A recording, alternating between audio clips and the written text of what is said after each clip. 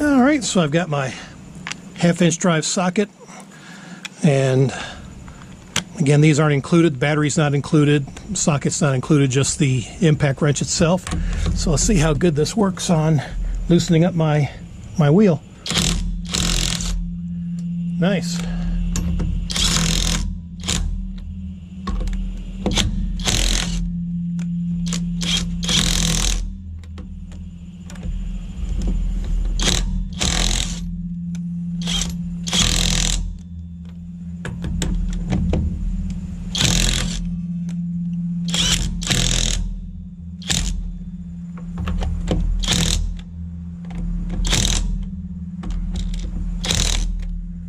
This one requires a wheel lock, which that's locked in my van here. So, but yeah, this works perfect. This is really nice.